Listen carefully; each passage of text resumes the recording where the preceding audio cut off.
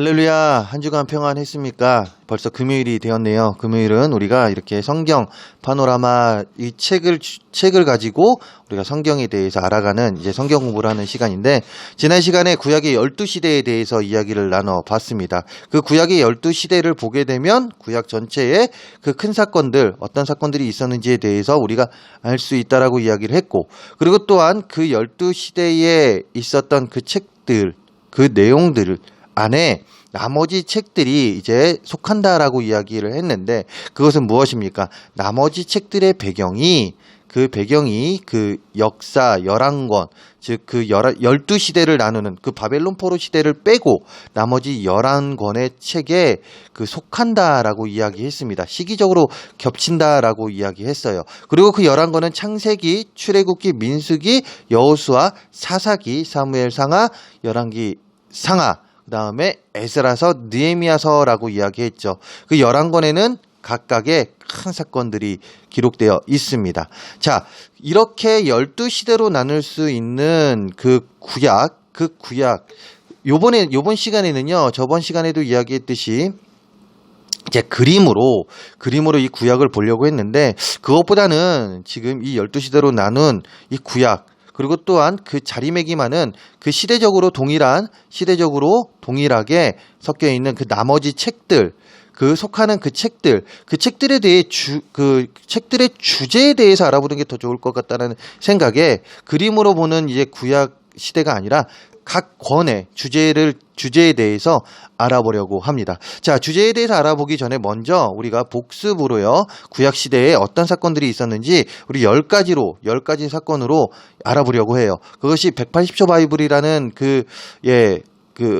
어디라고 해야 될까요? 그 사이트라고 해야 되나요? 거기에 잘 나와 있더라고요. 그것을 보고 나머지 이제 구약의 각 권의 주제에 대해서 이야기해 보는 시간 갖도록 하겠습니다. 첫째, 천지창조입니다. 태초에 하나님께서 말씀으로 빛과 세상, 동식물을 만드셨고 하나님의 형상을 닮은 인간을 만드셨습니다. 이 모든 것을 두고 하나님이 보시기에 심히 좋았더라 라고 기록하고 있습니다. 두 번째는 인간의 타락입니다.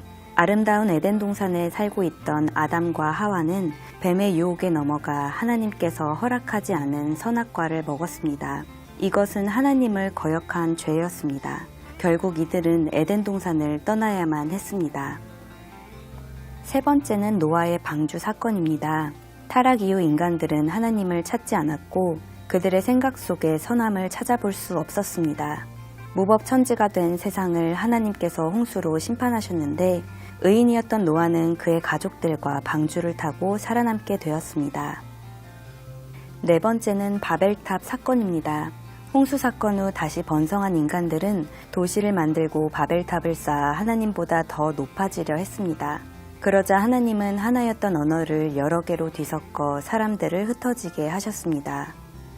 다섯 번째는 아브라함과의 언약입니다. 하나님은 아브라함을 택하여 부릅니다. 그리고 그의 자손이 큰 민족을 이룰 것이라는 언약을 주십니다.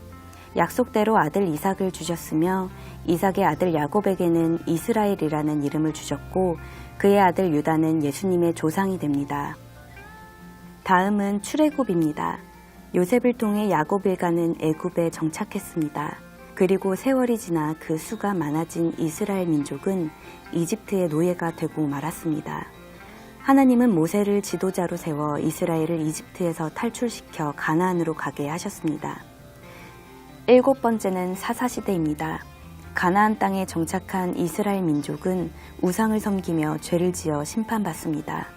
이방 민족의 침략으로 고통받으며 하나님을 다시 찾게 되는데 그때마다 하나님은 사사를 세워 이스라엘을 회복하게 합니다. 하지만 이러한 죄와 회복은 300년이 넘는 사사시대 동안 계속해서 반복되어집니다. 여덟 번째, 왕국시대입니다. 이스라엘 백성은 하나님이나 사사가 아닌 왕의 통치를 원했습니다. 하나님은 다윗을 왕으로 세워주셨고 이스라엘은 부흥기를 맞습니다. 다윗과 그의 아들 솔로몬이 죽은 후엔 왕국이 남북으로 갈라집니다. 두 왕국은 후대 왕들의 우상 숭배와 죄로 인해 다시 하나님과 멀어집니다. 아홉 번째는 멸망과 포로 귀환입니다. 하나님은 남북의 두 나라를 이방 나라를 통해 심판합니다. 포로로 끌려간 두 왕국의 이스라엘 민족들은 하나님 앞에 회개하고 하나님은 약속대로 이들을 회복시키고 고국으로 돌아오게 하십니다. 마지막은 중간사와 세례 요한입니다. 성경에는 기록이 없는 신구약 중간의 약 400여 년의 기간입니다. 이 기간에도 이스라엘은 이방 나라의 침략과 통치를 받게 됩니다. 중간사 끝 무렵 로마의 통치 아래에 있을 때 세례 요한이 나타나 예수님 사역을 예비합니다. 이는 구약의 마지막 선지자입니다. 이 다음은 예수님의 사역을 시작으로 신약 시대가 이어지게 됩니다. 영상을 잘 보았죠. 구약 시대에 일어난 큰 사건을 잘 정리한 내용인데요. 이런 사건이 나타내지고 있는 구약 39권은 각 권마다 주제를 가지고 있습니다. 자, 39권을 다 설명해야 되기 때문에 이제 빨리빨리 넘어갈 텐데요. 물론 이 주제에 대해서는 따로 별첨으로 이제 첨부 파일을 보내주겠습니다. 그것을 보면은 이제 조금 더 나을 것 같아요. 먼저는 창세기입니다. 창세기의 그림, 이 그림, 보고 있는 그림은 창세기에 기록된 인물들을 이제 순서대로 나타낸 것인데, 1장에서 11장까지는 아담에서부터 노아까지의 기록이 나오고, 12장부터 마지막 50장까지는 이제 아브라함부터 해서 요셉의 이야기가 기록되어 있는데, 이런 창세기의 주제는 하나님께서 천지를 창조하시고, 한 사람을 택하여 온 민족에게 복을 주고자 하는 계획을 계속해서 이루어 가신다입니다. 자, 다음은 출애굽기입니다. 이스라엘 백성들이 400년 동안 애굽에서 종살이를 하죠. 자신들의 죄로 인하여 이제 종살이를 합니다. 그리고 하나님의 은혜 가운데 모세를 통하여 출애굽을 하는데, 이제 그림은 출애굽기의 줄거리 속의 핵심을 나타내고 있습니다. 이런 출애굽기는 이런 하나님 나라의 백성으로서 정체성을 확립해야 함을 나타내고 있죠. 즉 하나님 나라 백성으로서 정체성 확립에 대하여 이제 그게 주제가 되어서 이제 볼 수 있는 책입니다. 세 번째로 이제 레위기입니다. 레위기는 1장에서부터 10장에는 이제 하나님께 드려야 할 제사에 대한 설명이 기록되어 있고, 11장에서 27장에서는 이제 정결법과 절기에 대하여 기록하고 있는데, 그림에서 나타내고 있듯이 주제는 하나님께 가는 길, 그리고 하나님과의 동행하는 방법에 대하여 기록하고 있죠. 자, 민수기입니다. 민수기는요, 말 그대로 이제 인구조사, 즉 사람의 숫자를 센 내용인데요. 자, 민수기에 보면요, 인구조사가 두 번 있습니다. 그 인구조사가 두 번이 있는데, 그림에서 본 것 같이 1, 2, 3, 4, 1번과 4번, 즉 이 두 번이 있는데, 이것은 무엇을 나타내느냐? 1번은요, 1세대들입니다. 1세대들을 이제 인구조사를 한 것이고, 4번은 이제 두 번째, 2세대들, 즉, 하나님께서 약속하신 가나안 땅에 들어가는 그 2세대들에 대한 인구조사가 이루어지는 그 내용이 이제 민수기에 나타내어지고 있는데, 이런 민수기는 하나님이 약속하신 축복의 땅은 불평과 불신앙이 아닌 오직 순종과 믿음을 통해서만 주어진다는 것을 가르쳐 줍니다. 무슨 말이냐?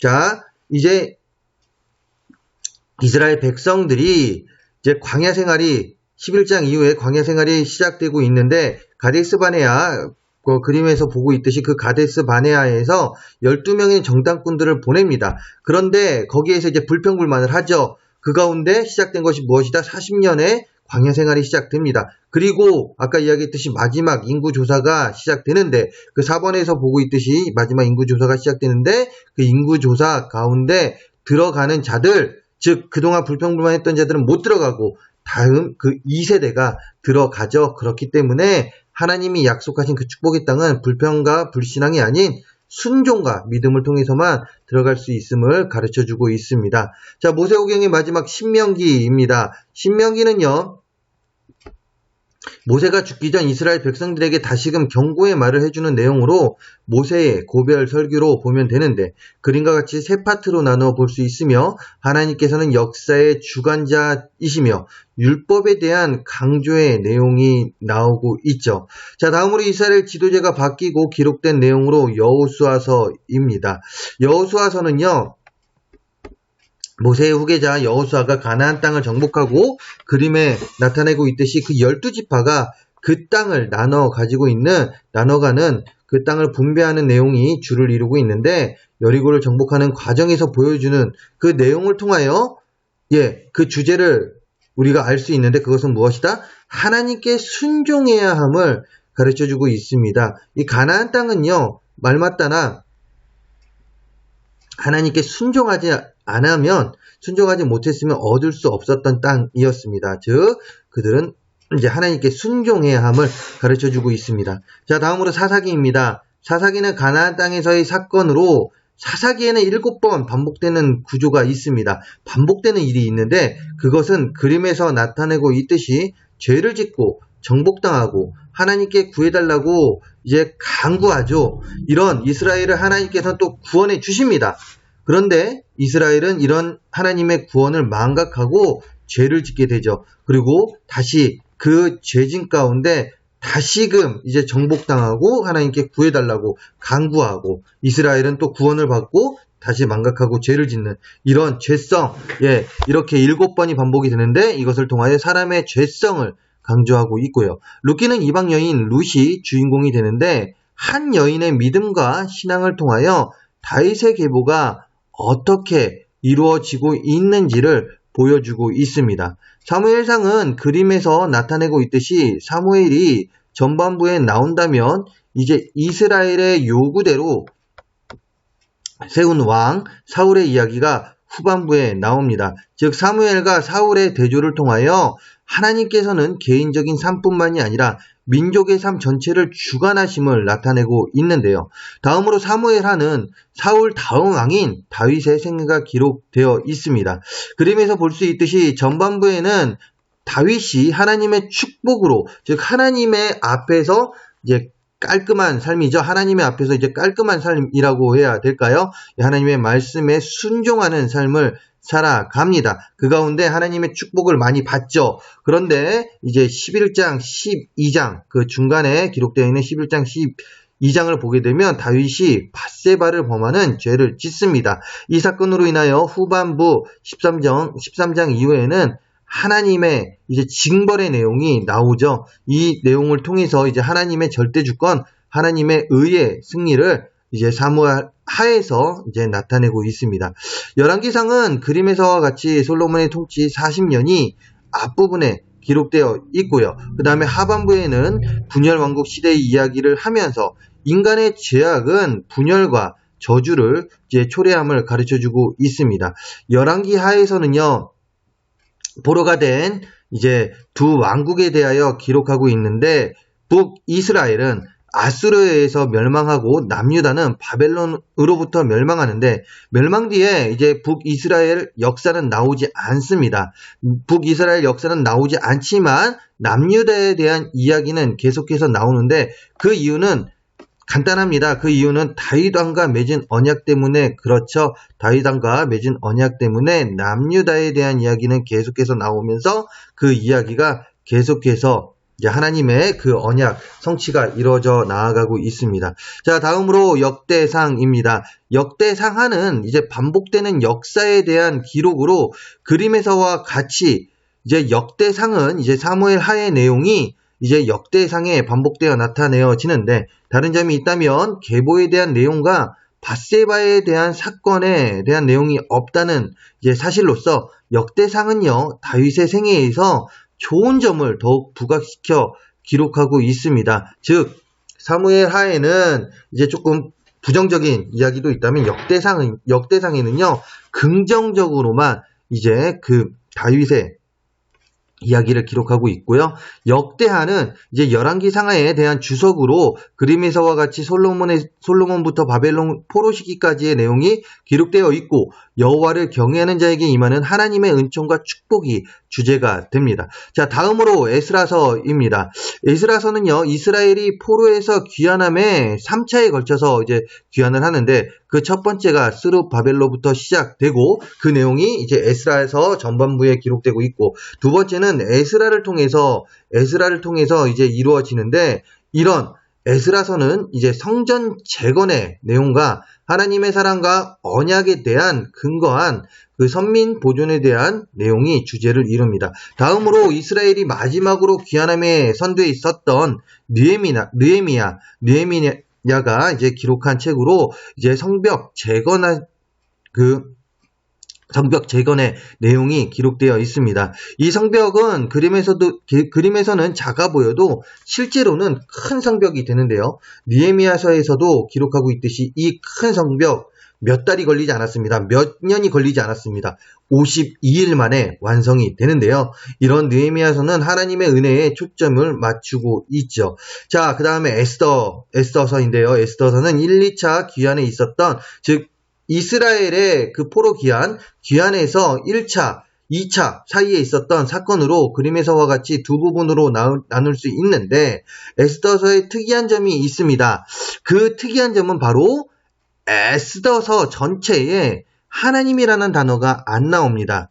그렇지만 하나님이라는 단어가 나오지 않지만 하나님께서는요, 에스더의 배후에서 에스더를 사용하셔서 이스라엘 백성들을 구원하시죠. 그 하나님의 그 사랑이 나타내어지고 있습니다. 자, 다음으로 욥기서입니다. 욥기서는 우리가 너무나도 많이 봐왔고 또한 고난에 대한 이야기가 나와 있는데, 욥기서는 욥이 당하는 고난 가운데 친구들과 욥이 나누는 대화가 주를 이루고 있는 책으로 고난과 인내 그리고 하나님의 절대 주권에 대한 내용을 주제로 하고 있죠. 다음은 시편입니다. 시편 자체에서 이제 시편은 길지 않습니까? 이런 시편, 이제 자체에서 5권으로 나누고 있는데 그 나눔은 그림에서와 같은데 시편은 믿는 자의 믿음과 신앙을 고백하는 내용이 주를 이루며 특별히 우리가 기억해야 될 것이 있습니다. 그것은 무엇이다? 시편 중에 메시아, 즉 예수님을 예언한 시편이 있는데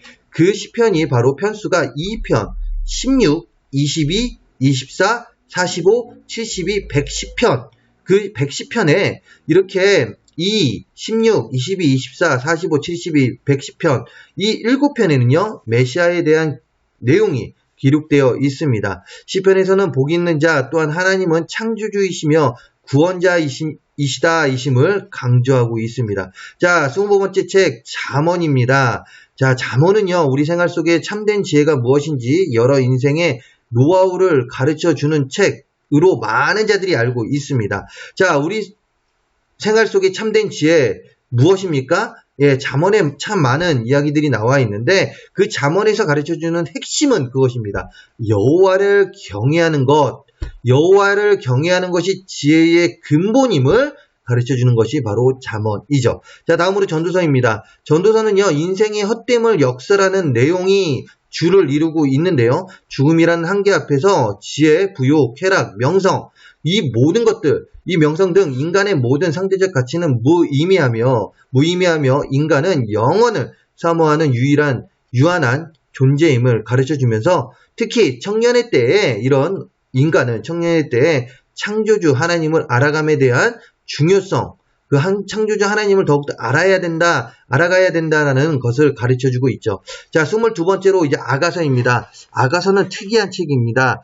아름다운 노래라는 뜻을 가진 책 있는데 남녀의 사랑 이야기가 주를 이루고 있죠. 그런데 이 아가서 유대인들은요, 이런 아가서를 굉장히 중요하게 생각하며 이제 동시에 낭독을 하는데 언제 낭독을 하냐면 바로 유대인에게 있어서 가장 중요한 절기인 6월절에 낭독을 합니다. 즉 얼마나 이 유대인들에게 이 아가서가 귀중한 책인지를 나타내어 주는데 이런 아가서는요, 예수 그리스도의 사랑, 하나님의 사랑의 깊이를 나타내어 주는 책입니다. 다음으로 이사야서입니다. 이사야서는요, 성경의 축소판이라고도 이야기합니다. 성경 몇 권입니까? 39, 27, 66권이죠. 근데 이사야서도 몇 장까지 있습니까? 66장까지 있습니다. 자, 구약이 39권이듯이 이사야도 전반부를 39장까지 보고 나머지 27장을 하반부로 보는데 알다시피 신약은 27권으로 구성되어 있죠. 그리고 그 내용은 그림과 같습니다. 그림에서 보게 되면요, 1장에서 39장은 죄의 선고, 그리고 또한 40장에서 66장은 성도들을 위로하는 내용이 나오고 그 다음에 그 다른 내용들이 이제 그 나뉘어져서 설명되어지고 있는데 이런 이사야서의 핵심 주제는 바로 무엇이다? 구원입니다.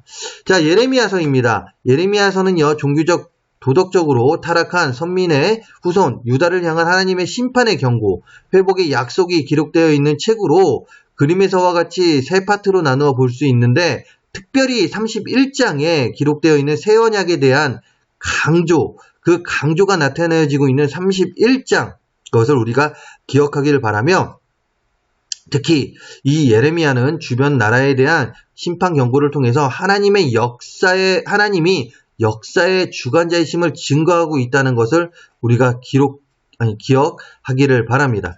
예레미야 예가는요, 남유다가 멸망한 뒤에 예레미야가 슬픔 가운데 기록한 책입니다. 슬픈 노래로서 1에서 4장까지 22절로 기록되어 있는데요. 자, 여기에는 법칙이 숨어져 있습니다. 그 법칙은 히브리어 알파벳 순서대로 각절이 기록되어 있다는 사실인데요. 이런 예레미야 예가는 통곡과 희망이 담겨 있는 책입니다. 다음으로 에스겔서입니다. 에스겔서도 예레미야서와 마찬가지로 기억되어야 할 장이 있는데 그것은 새 언약에 대한 장으로 36장입니다. 36장을 기억하길 바라며 에스겔서는 이제 유다 백성 위에 내린 하나님의 심판을 불러온 죄들을 분석하고 그들의 본국으로 조기에 귀국하리라는 잘못된 소망의 어리석음을 이제 폭로하고 있죠. 자, 다음으로 다니엘서입니다. 다니엘서는 에스라, 스가랴와 함께 3대 묵시, 즉 예언에 대한 내용이 담긴 문학으로 표현하는데 그림과 같이 두 부분으로 나누어 설명할 수 있으며 하나님의 주권에 대한 주제를 다루고 있습니다. 자, 호세아서는 그림에서와 같이 두 부분으로 나누어 설명할 수 있는데요. 전반부는 한 가정에서 방탕한 아내를 이제 다시 데리고 와서 살라는 그 하나님의 명령에 이제 호세아가 순종하는 그 내용이 기록되어 있다면 하반부는요, 이제 그 한 명의 여인이 아니라 그 한 명의 여인을 큰 민족으로 바꿉니다. 바로 이스라엘 백성이죠. 이스라엘 백성과 하나님과의 관계 속에서 그 이스라엘 백성들이 아무리 죄를 짓고 돌아서도 그들을 기다리고 그들을 데리고 오는 하나님의 사랑을 나타낸과 동시에 회개와 돌아옴을 촉구하는 주제를 가지고 있죠. 자, 요엘서입니다. 요엘서는요, 그림에서 나타내고 있듯이 여호와의 날에 대한 회고 그리고 기대의 내용을 기록한 책으로 핵심 주제는 회개하라입니다. 회개하라. 예, 그리고 요엘서 하면 생각나는 찬양이 있죠. 어떤 찬양입니까? 바로 마지막 날에 라는 제목을 가진 찬양입니다. 마지막 날에 내가 나의 영으로, 예, 그렇게 자 시작되는 찬양으로 그 찬양과 연계해서 요엘서를 보게 되면요, 더 깊은 이해가 될 것입니다. 자, 아모스서의 주인공인 아모스는 북이스라엘을 향해 예언한 선지자로서 하나님은 은혜로우시고 자비로우시지만 그의 공의는 죄를 반드시 심판하시는 분이심을 강조하고 있습니다. 다음은 오베다입니다. 남유다 멸망 전 에돔에 대한 심판 예고를 기록한 책으로 유다에 대한 그들의 오만과 잔인함 때문에 에돔에게 임할 멸망을 선언하는 책으로 주제는 이스라엘의 회복과 그의 언약의 약속에 대한 여호와의 성실하심입니다. 자, 요나서는요, 우리가 너무나도 많이 봤고 또한 아는 책이기에 간단하게 넘어간다면 요나 선지자의 행동을 통하여 하나님의 계획은 어떤 상황에서도 실패하지 않고 이루어진다라는 것을 나타내고 있습니다. 자, 미가서는 남유다에 선포한 선지자로 이제 남유다에서 이제 활동했던 선지자 미가에 대한 내용으로 5장에 베들레헴에서 한 아이가 태어남을 예언함과 동시에 유다의 부정과 하나님의 의와 공의를 밝히고 있는 그 책이죠. 자, 나훔입니다. 나훔은요, 요나서와 연결되는 내용으로 아수르에 대한 심판, 즉 니느웨에 대한 경고, 심판이 주제가 됩니다. 자, 그리고 다음으로 넘어갑니다. 하박국서를 볼 때면 나오는 찬양이 있습니다. 바로 무화과 나뭇잎이 마르고 포도 열매가 없으며 그 다음 뭐죠? 논밭에 식물이 없어도 난 여호와로 즐거워하리. 자, 이 찬양인데 하박국 선지자가 이 세상에 왜 이렇게 악한 일이 벌어집니까? 라고 불평할 때 하나님께서는 이렇게 이야기해 주시죠. 바벨론을 통해 이 땅을 심판할 것이고 바벨론 또한 심판을 받게 될 것임을 가르쳐 줍니다. 이 가르쳐 줌을 통하여 하나님이 여전히 일하고 계심을 나타내는 책인데요. 즉 주가 일하시네가 이제 주제가 되죠. 자, 36번째 책 스바냐입니다. 스바냐 하면 그림에서도 보여주고 있던 이제 3장 17절 말씀을 많이 떠올리는데 이런 스바냐서의 주제는 여호와의 날이 됩니다. 자, 다음으로 학계입니다. 학계는 이제 포로 이후에 쓰여진 책으로 언약에 대한 충실함, 그 언약에 대한 충실함을 주제로 삼고 있고요. 자, 38번째 책 스가랴입니다. 그림에서 보고 있듯이 크게 세 파트로 나눌 수 있는데요. 야, 이런 세 파트로 나뉘어지는 스가랴서는요. 이 스가랴서의 주제는 여호와께서 기억하신다입니다. 즉 하나님께서 기억하시고 그에 따른 이제 상급을 허락해 주신다라는 내용이죠. 자, 마지막으로 말라기서입니다. 말라기서. 구약의 마지막 책으로 메시아 시대가 올 것임을 예언하면서 그 앞에 엘리야 선지자가 올 것임을 강조하고 있는데, 자, 이런 예언이 이루어집니까? 안 이루어집니까? 이루어지죠. 신약을 보게 되면요. 세례 요한이 먼저 와서 세례를 줍니다. 그리고 나서 세례 요한이 나는 물로 세례를 주지만 다음으로 오실 분은 성령으로 이제 세례를 줄 것이라고 얘기하면서 누가 나옵니까? 바로 메시아 주 예수 그리스도가 나와서 이제 그 선지자가 그 메시아 시대가 이제 도래함을 이제 신약에서 나타내고 있는데, 이런 그 메시아 시대가 올 것임을 예언하면서 그 앞서 엘리야 선지자가 올 것임을 강조하고 있는 책이 바로 말라기서이며, 주제는 만군의 여호와 하나님의 공의로 다스린다. 즉 만군의 여호와 하나님이 이 세상을 그 하나님의 공의로 다스린다가 이제 이 책 말라기서의 주제가 됩니다. 구약의 이제 그 각 권의 주제에 대해서 우리가 이야기해 봤습니다. 성경 구약 창세기부터 해서 이제 말라기까지 39권의 그 책의 주제에 대해서 이야기해 봤고요. 이제 그 주제에 대해서 이제 청 파일로 또 올려주겠습니다. 그거 보면서 같이 보면은 더 이해가 될 것 같아요. 예, 오늘은 이렇게 마치고요. 다음 시간에는요, 구약을 통해서 하나님께서 우리에게 그 가르쳐 주시는 그 생활 원리가 무엇인지에 대해서 알아보는 시간 갖도록 하겠습니다. 자, 다음 시간에 다시 만나도록 하겠습니다.